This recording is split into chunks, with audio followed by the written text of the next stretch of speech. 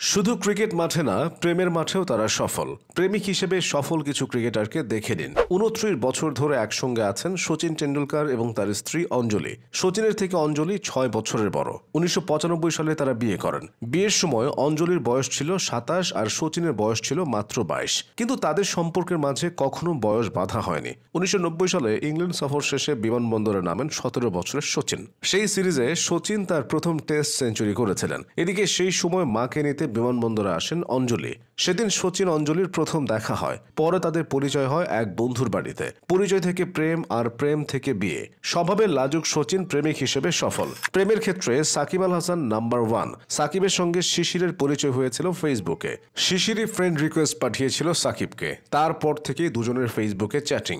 শিশির ৮ বছর বয়স থেকে পরিবারের সঙ্গে আমেরিকায় থাকে। তবে ছাত্র জীবনে তিনি একবার ইংল্যান্ডে ঘুরতে গিয়েছিলেন। এদিকে ইংল্যান্ডের উস্টারশায়ারের হয়ে কাউন্টি ক্রিকেট খেলতে সাকিবও ছিলেন ইংল্যান্ডে। সেখানেই তার সঙ্গে শিশিরের দেখা হয়। প্রথম সাক্ষাতে দুজনেরই একে অপরকে ভালো লাগে। ভালো বন্ধু হয়ে উঠেছিলেন সাকিব এবং শিশির। তারপর এই বন্ধুত্বের রূপ নেয় প্রণয়। ২০১২ সালের ১২ই ডিসেম্বর সাকিব শিশিরের বিয়ে হয়। ২ মেয়ে এবং ১ ছেলে আছে সাকিব এবং শিশিরের সংসারে। ক্রিকেটের সবচেয়ে জনপ্রিয় জুটি বিরাট আনুশকা।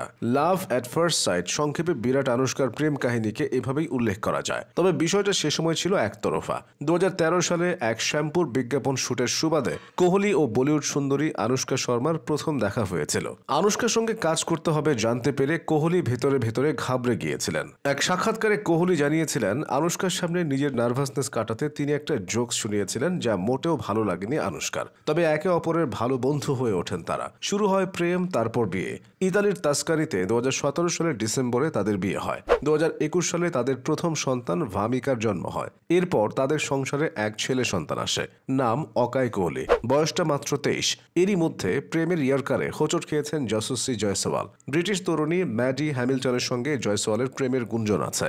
এদিকে ব্যাটসম্যানদেরকে শতবার ইয়র্কারে পর্যুদস্ত করা মিচেল স্টার্ক নিজে বেসামাল হয়েছেন অ্যালিসা হিলির ইয়র্কারে। অ্যালিসা একজন তারকা ক্রিকেটার। ৯ বছর বয়স থেকেই তারা একে অপরকে চিনত। ২০১৩ সালের ফেব্রুয়ারির কথা।